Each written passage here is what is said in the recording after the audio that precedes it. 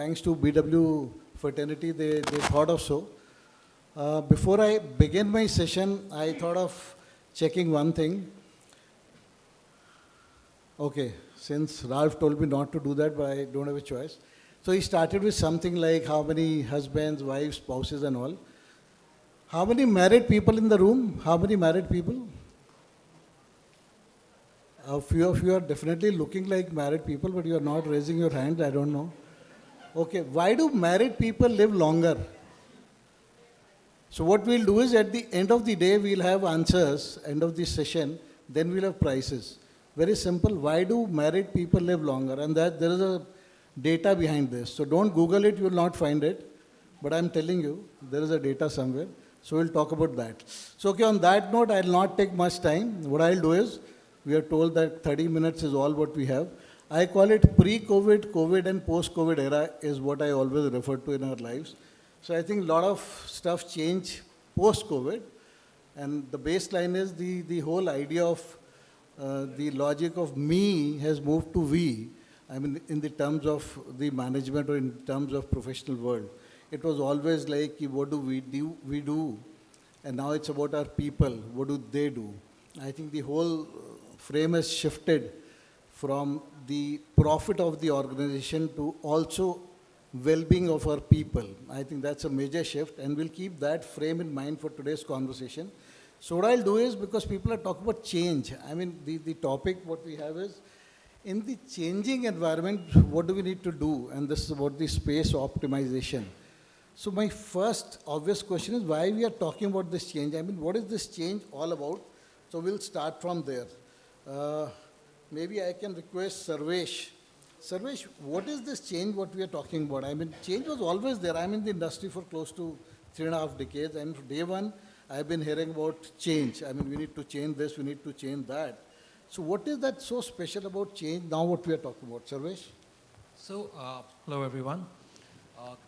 The way I look at it, Captain Rajesh and everybody, is the change that we now talk about is that when all organizations are largely trying to bring the workforce back into the office full time, right? We are in this very dynamic, unstructured, hybrid situation, right? What has really changed, the way I look at it, is we've gone from giving the earlier years of giving our colleagues a desk and saying, all right, go work and be productive, right? We've moved away from that. And workplaces now are more collaborative. We've gone into an understanding that productivity is a very, very individual thing, and it's also a very situational thing. And we're addressing that individual productivity in terms of, so there would be a time of a day when I would want to be on the lounge doing a lot of thought work, and there's another time of the day when I want to be secluded, concentrating on something and not be affected by a lot of externals. There's another time when I want to go into a meeting, and then there's a time when I want to be interacting with my colleagues in a very informal setting for work, or at times I'm just breaking out with them. My workplace is something that needs to give me all of that at different times of the day. That, I think, is the large change within the workplace, right? Excellent. I think, thank you so much. And what you said makes a lot of sense. I mean, with the same so-called square footage is what we refer to as an area, how can we make it more effective and more productive is what we are talking about. But again, and again, all of us, whenever we started our professional journey, I think there was never ever a point when we did not talk about a change. Maybe the pace was slow, maybe the requirement was different, but change was always in discussion. But these days, and again, I'll say post-COVID, there's a lot which has changed. And especially when it comes to space, I mean, at the end of the day, space is a cost to us. So my next question is, when we talk about space optimization, utilization, or a space management, I mean, why do you think it's become so important? So there was a recent JLL study. They still claim that 42% of commercial space is not utilized fully. I mean, that's with the companies, but they don't utilize. And this is after COVID, when everyone is saying we don't have space or we are changing the models. We still say there is a data point which talks about 42% of space which is not utilized as on date. So my next question obviously is, why now we are talking about space or space utilization or space management so important? It's become so important for us. So Anush, your views on this? Hello. Yeah, just taking forward from what Sarvesh said. What has changed, right? I still remember when all of us were, under pandemic situation and, still trying to figure out, and especially the people from real estate or facility management, admin, we were still trying to figure out, how it is going to be, when the pandemic is over and, we are back to office. And a name was given, which was new normal, right? And everybody was clueless that, what this new normal is going to be. And there's a lot of things. I remember, me myself working, not only late hours, but till early mornings throughout the night, figuring out what the new normal is going to be. And every time, every second day, we used to have, our meeting in the boardrooms, and where we have to come up with solution that, what it is going to be. Now, while we know that, how COVID has impacted all of us, the industry, and the way people do the business, some of the organizations, they chose that, yes, we will continue working from home. Some of the organizations where it was not feasible, they kind of, came back. But it has also impacted the developers, the real estate supply. I'm not sure, Captain, you say that 42% of space is unutilized, but when I go out in the market, I don't find space. There's dearth of space in Mumbai and around. And wherever there is space, because the construction activities stopped, it halted. And now when people have started coming back, the developers, they are kind of, developing, but it takes time. It takes time. Now, in this scenario, there is a requirement for optimizing the utilization of space. And there are many ways. Yeah, we can continue to work from home, and COVID has actually helped us, to prepare ourselves for these kind of eventualities. And there are a lot of investment which has gone in IT infrastructure. So prior to pandemic, when people were still not very sure that, if they can work out of office, today is the time when they can, very comfortably they can work out of office. So when we have this, when companies have already invested in infrastructure, why not to make use of it and save from the real estate cost. So it is definitely a talk in the boardroom. If they have space, how to make use of it. If they don't have space, how to optimize what you already have, right? So your question is very correct, and it is right now being discussed that, how we can kind of, make use of it. And I have experienced both the scenarios, where we had some excess space and people were not ready to come back, because they don't want to come out of their new comfort zone. So call them to office. But the places where I did not have space, how to manage it. So we implemented, some of the solutions, and I'm happy to announce here and say that we were able to work, both ways. One is giving a comfort to employees, comfort of traveling, or maybe, saving them from traveling, working from home, from their home, and also calling them, in office, giving them more collaborative spaces. So I think this is pretty interesting what you said. We have combination of both. Places wherein we don't have space and people want to work, and places where we have space, but obviously people are still working from home or they are not comfortable coming back. Before I move on further, Madhu, what's your view on this? Hello.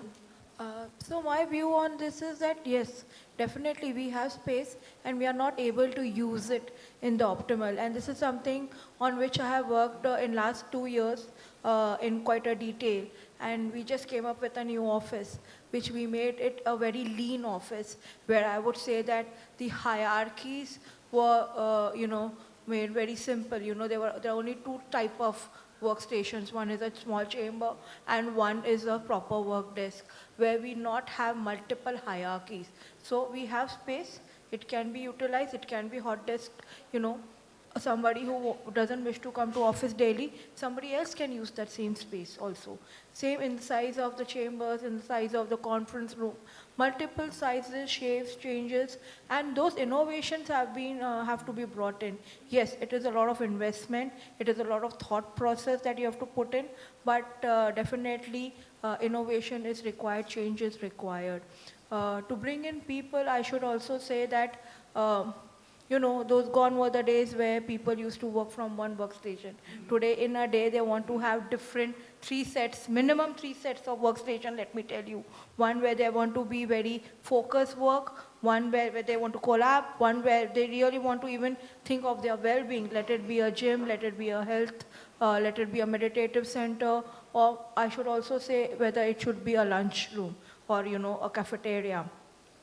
And you have to make a good blend of all this together in the same area and use these areas into multifunctional zones, I would say. A lunch area is not required from more than 4 hours in a day.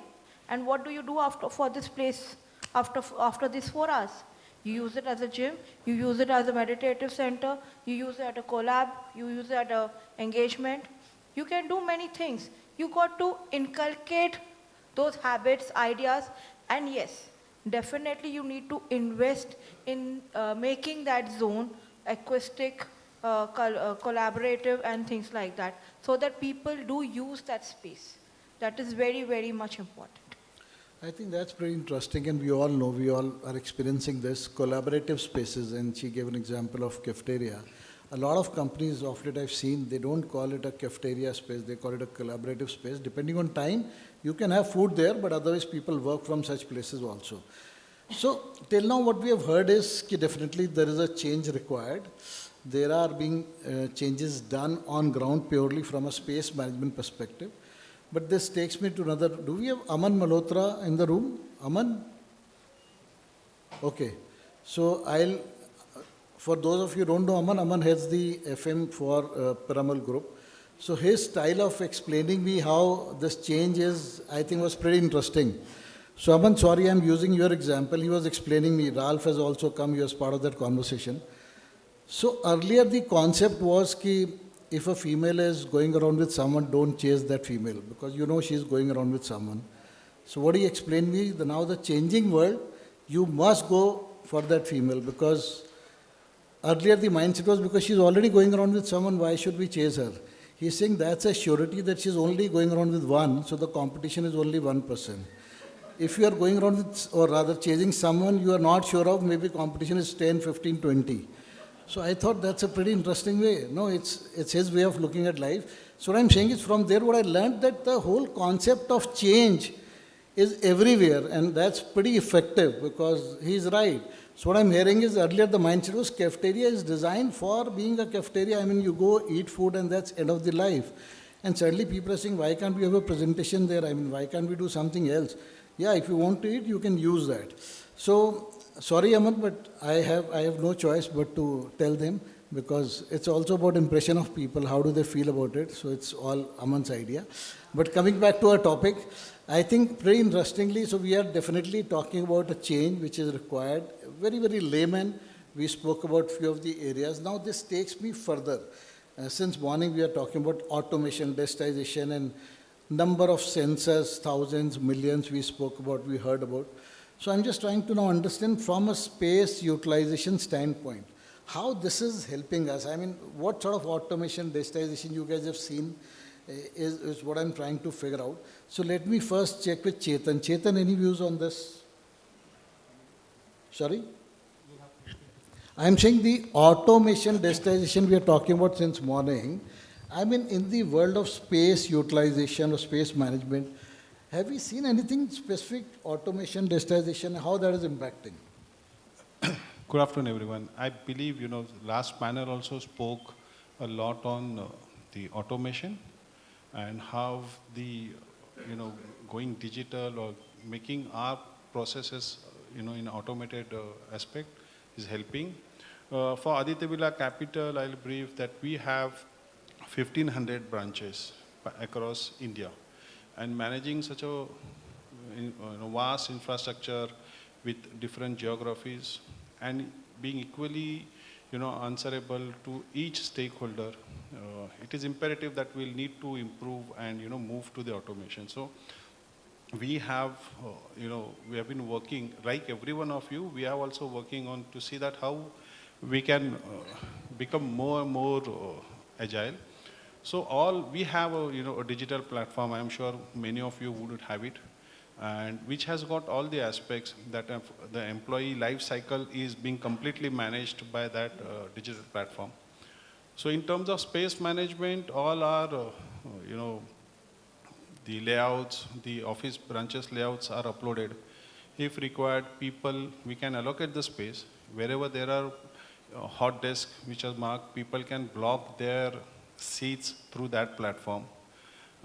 In terms of automation, now we have gone a step ahead where we have our own admin chatbot. So the employees can raise the tickets through WhatsApp chatbot.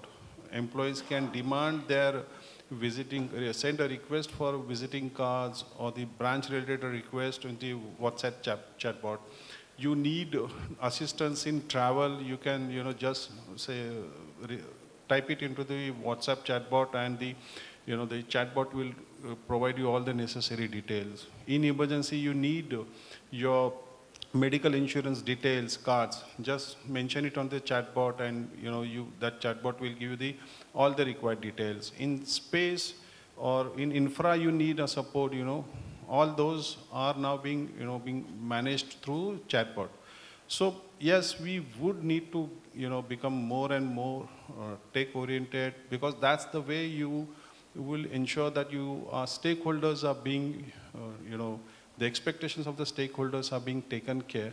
And it's a completely the industry, and everyone is getting evolved. So I believe that we are into that process, and unless we make an effort to become more automated processes, or we can have more digital processes, probably we'll start losing the faith of our stakeholders and the internal customers into this.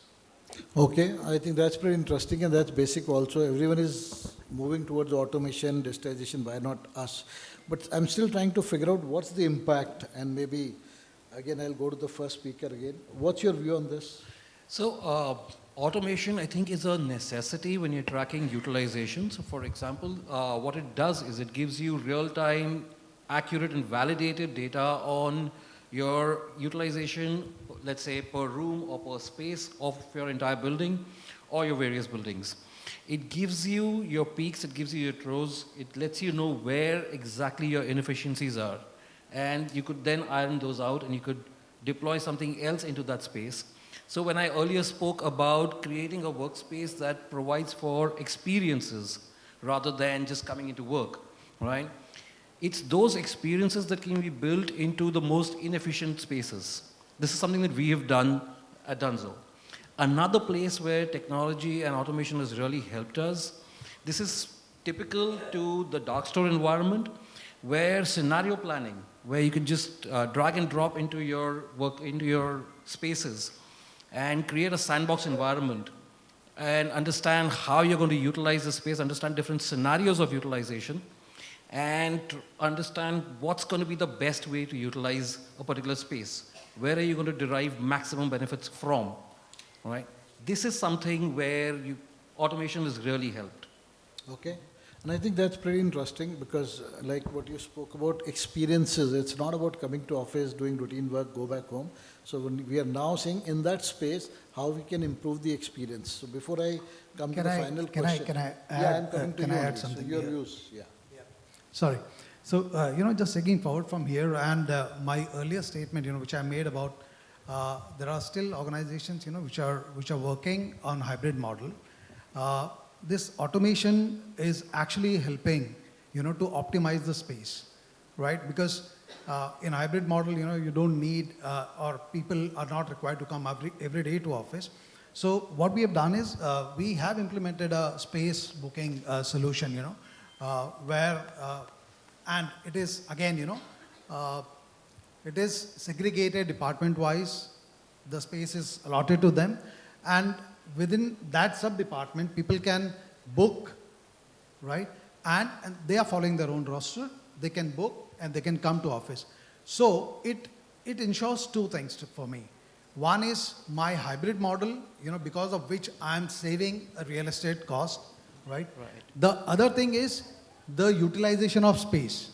Right. It is, I can say that, it is 100% utilization. So the money that I've already invested on space is giving me return by the utilization which is meant for, and the need for additional space is kind of, taken care of because of this hybrid model, and also efficient booking of the, by the Exactly. It's also, I see it's also helping department heads plan their shifts, plan their rosterings, and plan with other department heads their collaborations. Absolutely. Within their teams. Absolutely. And where we find that, some departments they are more okay, to kind of, work from home, then that evaluation is done, and that additional space or that extra space which is available can be allotted to somebody. Absolutely. Right? Who is kind of, interested to come and, work from office. So for past 3 years, while I have some small here and there requirement of space, but actually, from leaders and from people, they are happy with this, and I'm happily managing it. So again, I think that's pretty interesting part what you said, Ki. So you need to have a buy-in, obviously, from top and for the people who are using it. But as a combination, you're saying you guys are managing it pretty well.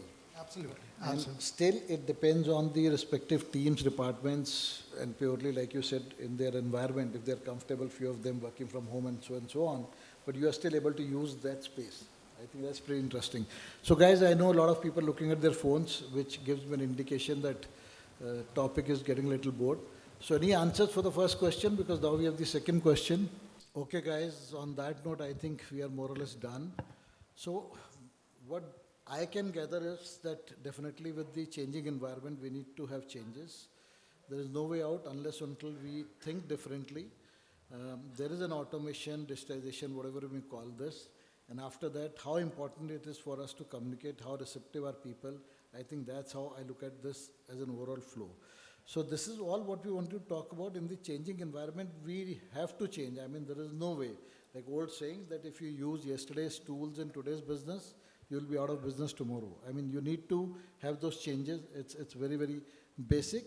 Every organization may have a different way of looking at it, but changes are required, and especially in space utilization or space management. I think that's what we heard our speakers here in terms of what do they do or what's their perspective in terms of their organization. So on that note, guys, thank you so much. I know we have delayed it, but I was looking at the watch. We are bang on time. No extra time taken. So thank you, guys. Thank you so much, and thank you to all. Before I wind up, because people are curious, so I heard this gentleman has gone somewhere, some studies, Oxford and all. Guys, this was my personal question. I just feel it looks like that life is longer for married people because har din bada bhari sa lagta hai. Otherwise, there is no science or there is no study which says that married people live longer. So I just want to make it clear. This was just out of curiosity I asked them. Okay, guys, thank you so much.